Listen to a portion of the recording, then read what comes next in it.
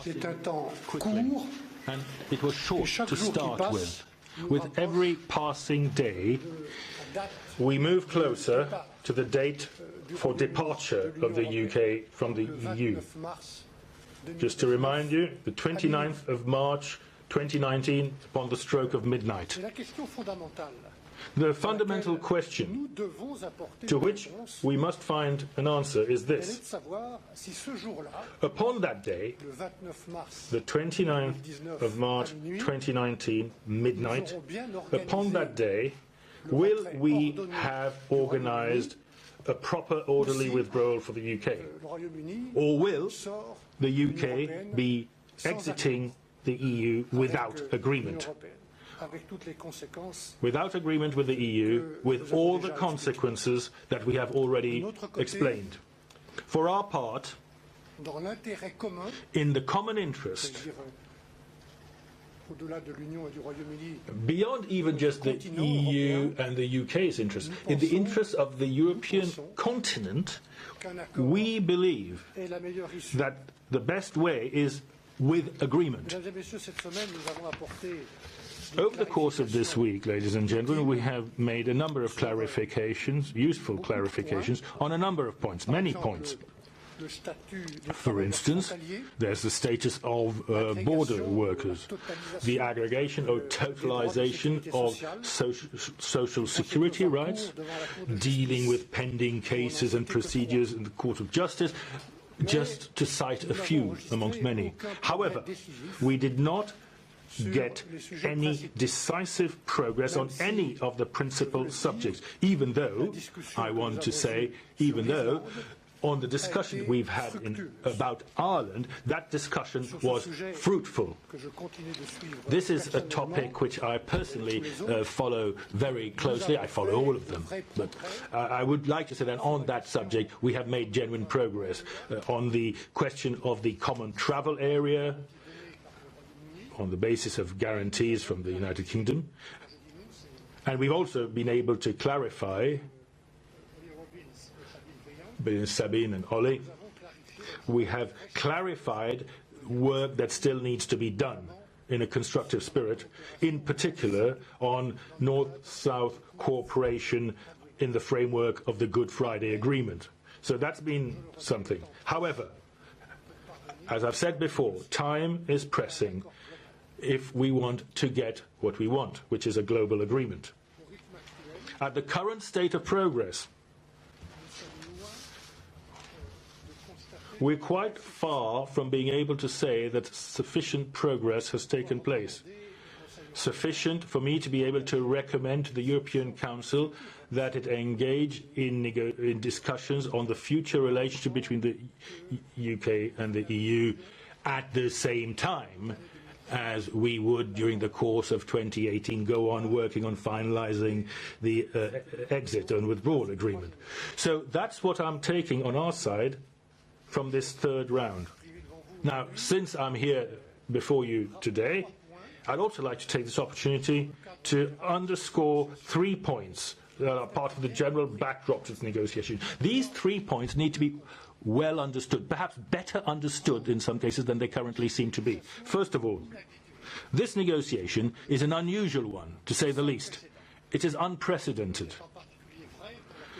It's particularly true for us in the European Commission. We're working with all the expertise of our people and services, and I thank them for that expertise, under the full authority of President Juncker, and we're working on the basis of a mandate. This mandate was fixed to us from the outset, from day one, by the 27 heads of state and government, meeting as they were in European Council under the presidency of Donald Tusk. Naturally, we also work very closely with the European Parliament, under the aegis of President Antonio Tajani. The European Parliament very early took a very strong stand with a very large majority in its resolution.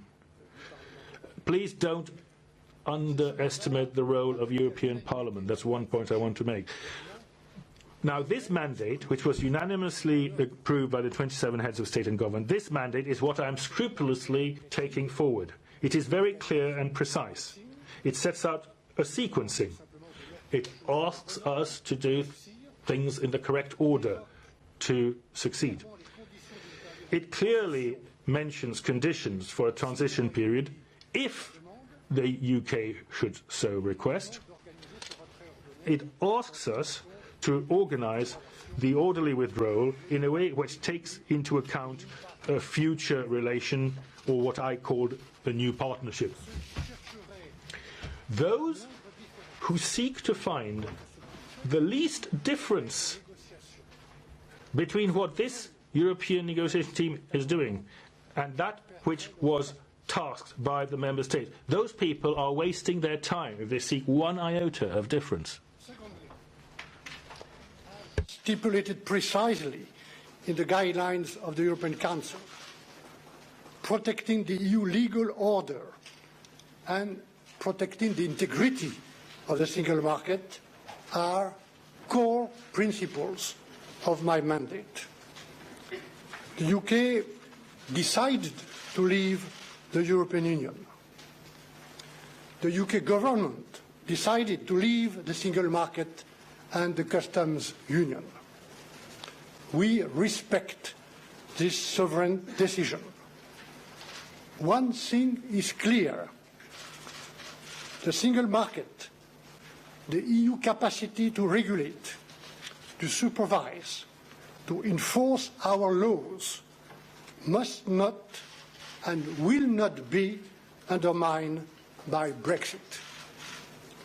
The UK strongly contributed to the development of our single market, which is the foundation of the EU. It understands well, very well, how it works. The European Council guidelines state that the Union will preserve its autonomy of decision-making. The UK wants to take back control, wants to adopt its own standards and regulations, well, but it also wants to have these standards recognized automatically in the EU. That is what UK papers ask for. This is simply impossible. You cannot be outside the single market and shape its legal order.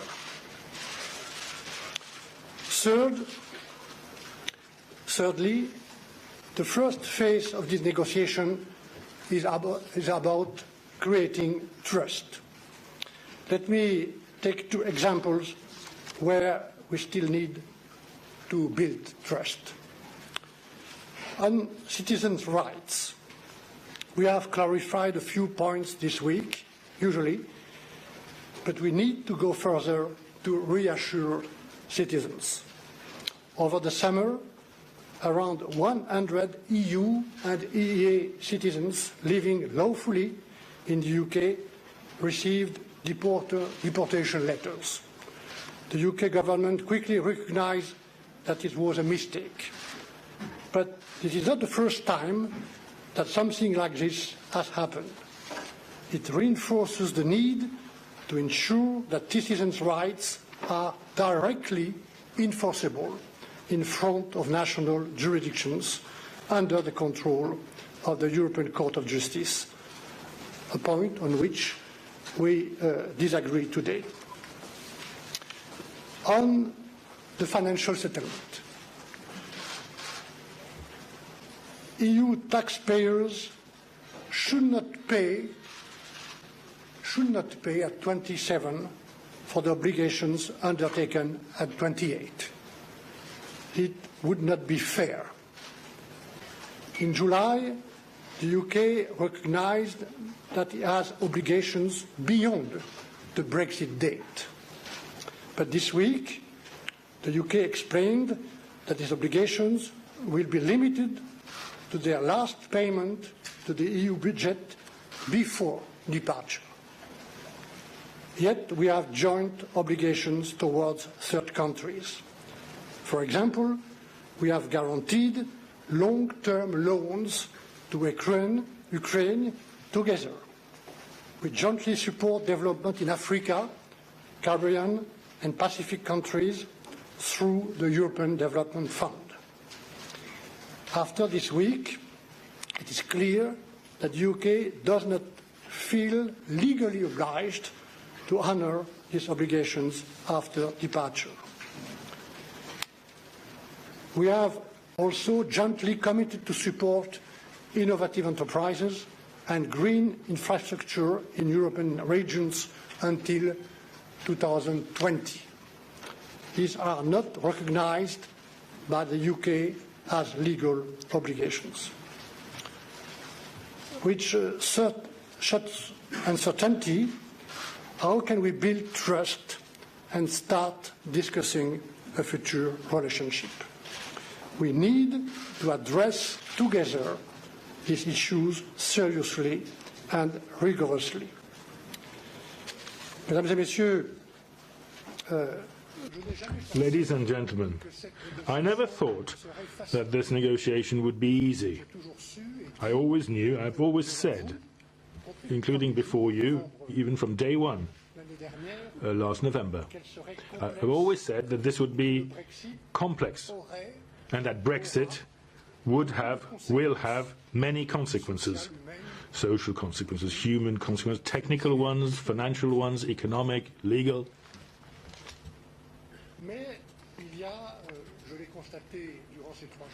Now,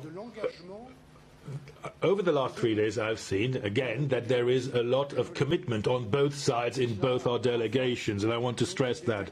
And that really strengthens our determination and our spirit on behalf of the 27 to go forward with the hope of getting an agreement. That's the spirit. Time is flying. It's passing very quickly. If we need to, we on our side, on behalf of the 27, are prepared on behalf of the EU institutions to step up and intensify the rhythm of those negotiations. That's all I have to say. Thank you. I'll give the floor to David now. Thank you, Michel. And can I start by adding my compliments to both teams to yours. They've worked incredibly hard this week.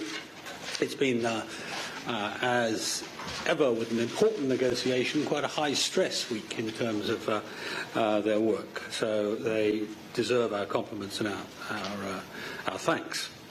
Now, this week we've had long and detailed discussions across multiple areas, and I think it's fair to say we've seen some concrete progress. I mean, Michel referred to one, but there's more than that.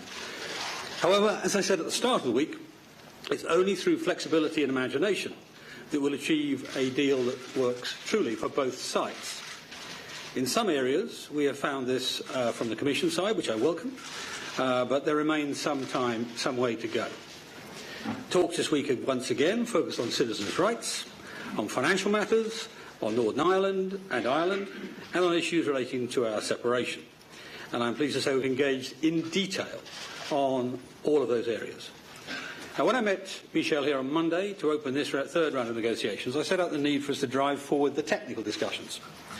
I want us to establish the areas where we agree and work through the areas where we disagree to ensure that we make further progress on a whole range of issues, and I think we've delivered that. The UK's approach has been informed by a series of detailed papers on customs, on Northern Ireland, on goods, on civil judicial cooperation, on data, on enforcement and dispute resolution, and on technical matters regarding our separation, such as ongoing confidentiality obligations. These papers represent hard work and detailed thinking that has been going on behind the scenes across Whitehall over the past 12 months. They offer pragmatic and innovative solutions to issues related to our withdrawal and the future deep and special partnership that we want with the European Union. They do not aim to dictate a single approach, but rather considered options for us to work on. As I've said all along, issues around our withdrawal and our future relationship are inextricably linked. Our approach of setting out positions on them both is designed to progress the current negotiations as swiftly as possible. And I note what Michel has just said on that. I'll come back to that in a moment. And that approach is already bearing fruit. But beyond the debates around process and technicalities, at the heart of this process must be a desire to deliver the best outcome for the people and the businesses of the European Union and the United Kingdom. And the most obvious area for that is on citizens' rights, which remain a top priority.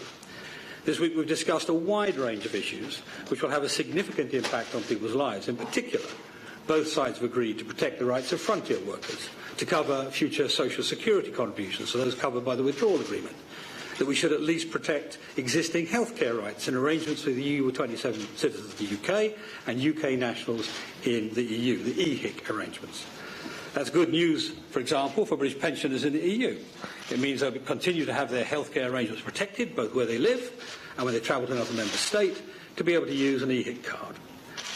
On economic rights, to secure the right of British citizens to, in the EU 27 to set up and manage a business within their member state of residence, and of course vice versa. On mutual recognition of qualifications, we've made progress on protecting the recognition of qualifications for British citizens resident in the EU 27 and EU 27 citizens in the UK. For every one of these, of course, in fact every single thing I've said, all of these are reciprocal. They work for Brits in the UK and in the EU and EU 27 in the UK. To that end, we will shortly be publishing a comparison of the UK-EU positions. And we've had further discussions on the governance of citizens' rights agreements and the wider withdrawal agreement. We've shown a willingness to discuss creative solutions in this area, and now is the time for the Commission to match that. On the financial settlement, the central point, I think, of Michel's comments, the Commission has set out its position, and we have a duty to our taxpayers to interrogate it rigorously. At this round, we presented our legal analysis on on-budget issues, on off-budget issues, and on the EIB, the European Investment Bank. It's fair to say across the piece we have a very different legal stance. But as we said in the Article 50 letter, the settlement should be in accordance with law and in the spirit of the UK's continuing partnership with the EU. And I'll repeat that phrase, in accordance with law and in the spirit of the UK's continuing partnership with the EU. Now, Michel and I agreed in the last round, it's clear we won't be making incremental progress on a final shape of deal on this in every round, and I think this round demonstrates that. I think we've succeeded in building mutual understanding, but it's also clear that there are still significant differences to be bridged. On Ireland and Northern Ireland, Michel gave credit to this, our coordinators have met again to build on discussions in July. We've had a good discussion on maintaining the common travel area and on safeguarding the Good Friday Agreement on the basis of the UK paper.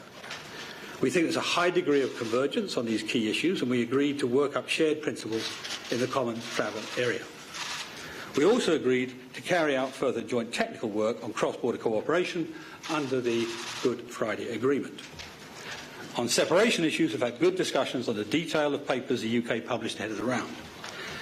We've reached almost complete agreement on our approach to post-exit privileges and immunities, which benefits both the UK and the EU to maintain after we leave, and on our mutual approach to confidentiality requirements on shared information post-exit. On Euratom and other institutional issues, we've built upon discussions in July and are well placed to make even more progress in the next round. We remain committed to making as much progress as possible on these issues that are solely related to our withdrawal, but our discussions this week have exposed yet again that the UK's approach is substantially more flexible and pragmatic than that of the EU, as it avoids unnecessary disruption for businesses and consumers. We propose pragmatic solutions to prevent this disruption, and we urge the EU to be more imaginative and flexible in their approach to withdrawal on this point. However, I remain of the view that on this, as in many areas, there's an unavoidable overlap between withdrawal and the future, and they cannot be neatly compartmentalised.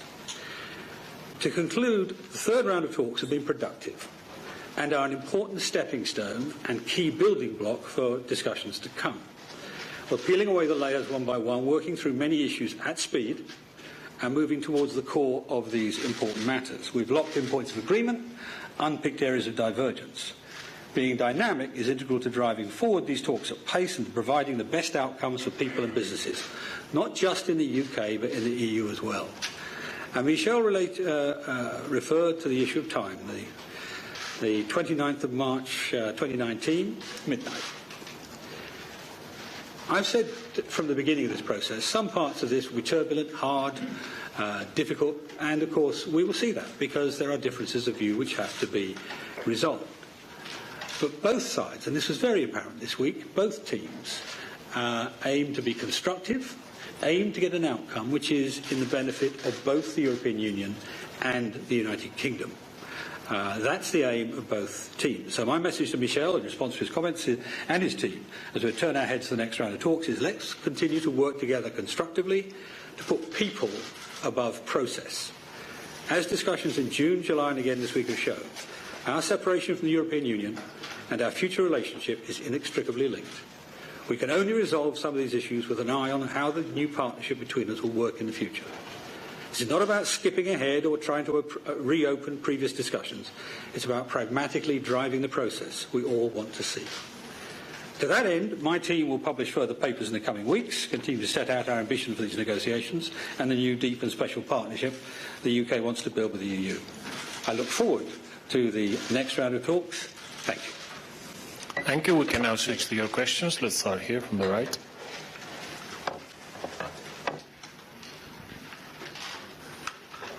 Thank you. James Mains from ITV News. Mr Davis, it's clear that the EU side is demanding more clarity. The Prime Minister says the British are providing that clarity. You say your stance is one of constructive ambiguity. Which is it?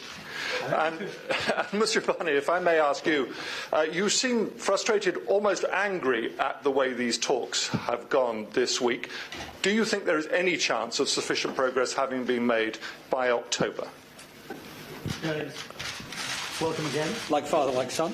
The constructive ambiguity actually is not a phrase of mine. I think it comes from Kissinger, actually, but there we are. Look, we have been very clear in all of this from the beginning.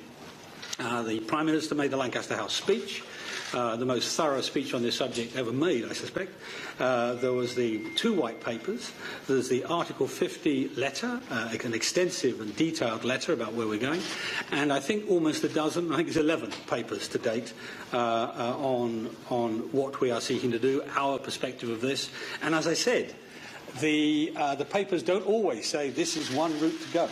Sometimes there's 1, 2, 3 options that have been used in the past. Indeed, that sometimes gets us into trouble when we're as open as that. So the aim, the Prime Minister's right. Our aims and our intentions are crystal clear. Our ask is crystal clear.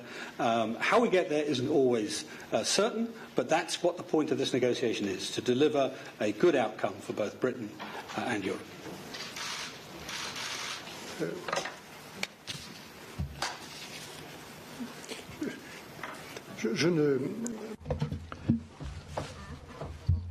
While David was answering his question, I was wondering how you saw that I was angry and frustrated. I think I have shown a typical calm of a mountaineer, a calm I try to maintain.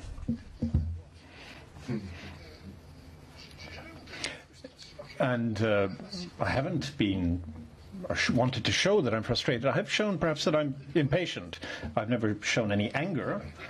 I have tried to show determination.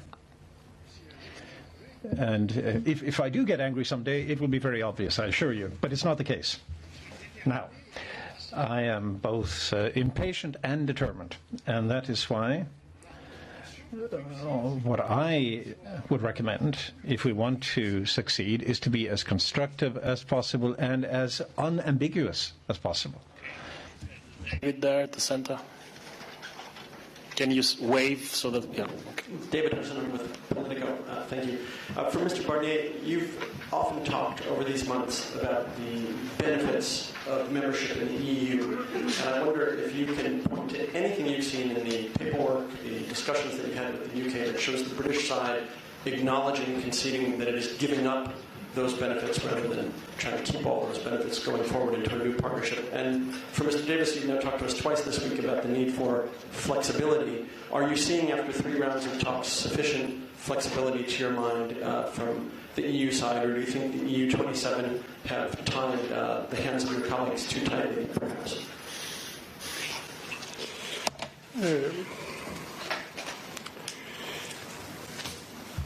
C'est une question... That is a very good question, and you put it very cogently. The United Kingdom, once again, has decided to withdraw from the European Union. The British government has officially informed us that they will be leaving the single market and leaving the customs union.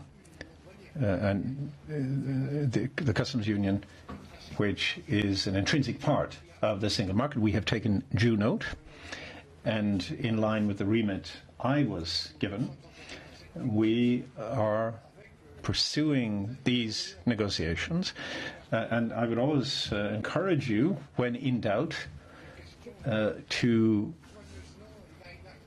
have a close look at the guidelines on all the issues if you want to know what my working method is, because I am meticulously following the guidelines. As I've said on a number of occasions, there are a lot of consequences for citizens, for consumers, for businesses. Perhaps not all have been debated in sufficient depth in the United Kingdom, but now is the time to explain what being a member of the European Union and the single market entails, and what no longer being a member of the European Union and the single market also entail in turn.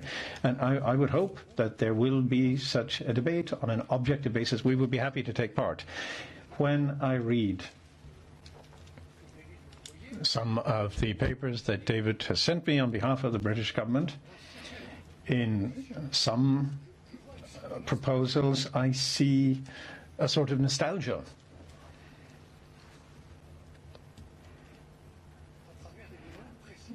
In the form of specific requests which would amount to continuing to enjoy the benefits of the single market and EU membership without actually being part of it. Now, maybe I've got the wrong end of the stick. Maybe there is no nostalgia. But as I said earlier, Brexit means Brexit. Leaving the single market means leaving the single market. If that is what has been decided, there will be consequences. And as far as we are concerned, in particular, in terms of the integrity of the single market, the respecting the four freedoms and the absolute respect for the EU's decision-making autonomy when it comes to the single market. That has to be said, because it's simply the truth. And once again, it's not we are leaving, it's the United Kingdom has decided to leave the EU. Yes, thank you. I wouldn't confuse a belief in the free market for nostalgia. The question of the flexibility. There is a structural arrangement in the European Union. Michel referred to it, which gives him a mandate, and that, of course, creates circumstances within which he can negotiate. But the phrase I've used, flexible and imaginative solutions, was a direct quote from the Council, the European Council, and I think they're right. Okay, let's move on. Yes, please, gentleman here on the right from this end. Yes.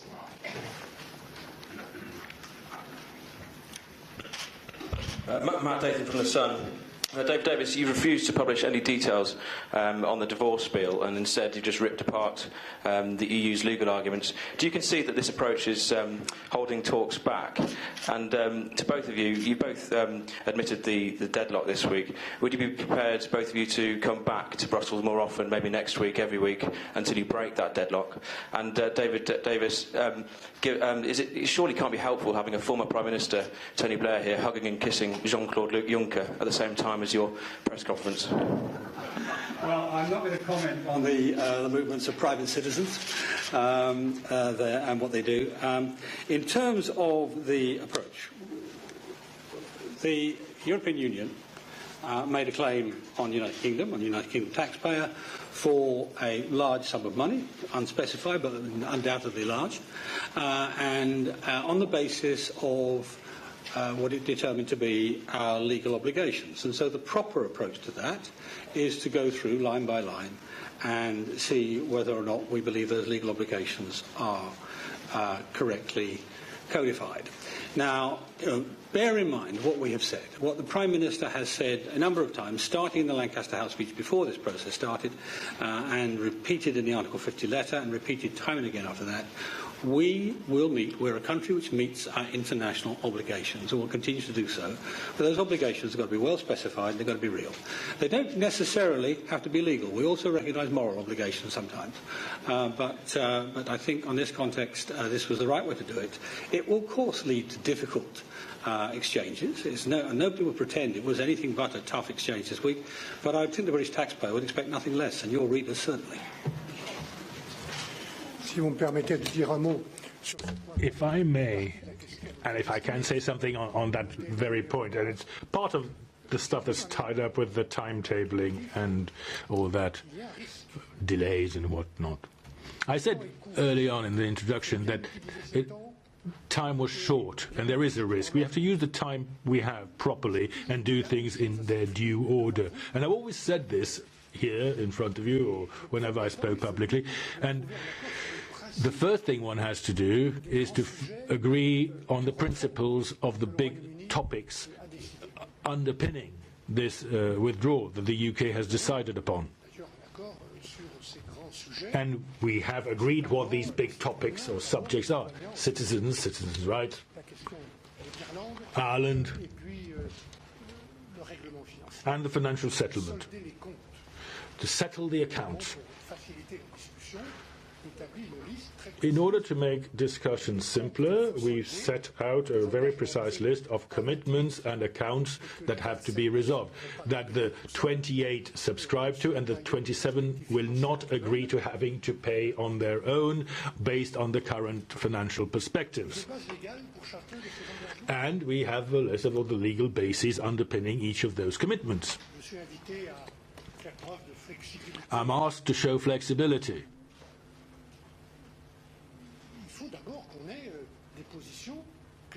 But you need to start with a clear position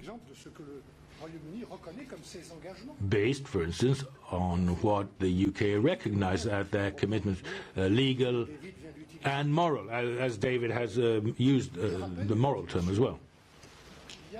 So, ladies and gentlemen, there are thousands upon thousands of individuals and businesses, students, universities, laboratories, local government bodies, not to mention third countries. I mean, we're talking about the EDF as well, the European Development Fund. These all have projects and programs that are ongoing. They've committed to. Other taxpayers are involved.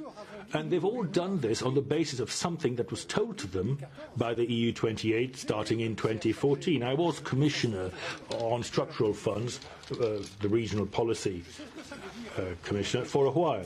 So I know what it means for dozens of regions across the EU where they have a 7-year perspective of rolling payments, sometimes that only arrive after the 7-year period is over, and who've built projects on that basis. That's why I know what's at stake. That's what I'm talking about. I know there have been difficulties, and we've talked about that, but we've talked about a lack of progress. That's all I can say, that there has been a lack of progress. But beyond that, there is a strong commitment. The UK has made commitment to find a way forward. We need to find a solution to do that. Flexibility, yes. But hang on, what was it you actually said? I've forgotten the second word. Oh, yes, imagination. It's a council question. Oh, yeah, I know. Sorry. Well, everything is possible. And I mean, when it comes to presentation, the spread of payments or whatever, but we have to find a solution, because I have to go back to the 27 with a clear answer. That's my mandate. I have to reassure them first before we can go forward. A question for Mr. Barnier and for Mr. Davis. In view of your analysis of the outstanding issues and the financial issues in particular, Mr. Davis's intention to discuss these line by line, and as regards for Mr. Barnier, his methodology, which was not to do calculations but set put in place a methodology to start with. What do you think the chances are of reaching a result before or in time for the October Council? And if no such result is forthcoming, will everything be held over until December? La qualité. On behalf of the 27, what we can say is that the quality of agreement we achieve on these three issues, and a high quality, sincere agreement, is reaching that is more important than the time frame. We will have shortly after this a technical briefing if you want more details. David has spoken about line-by-line approach. We're for that too. Of course, there are other aspects too that come into play, but we have prepared the ground for this line-by-line, commitment by commitment, legal obligation by legal obligation. We're ready for that, and that's what we want, with a view to reaching agreement. I agree. Quality of agreement matters more than time. This concludes our press conference. Thank you all for your presence. Technical briefing follows. You didn't frankly have the balls to put country before party.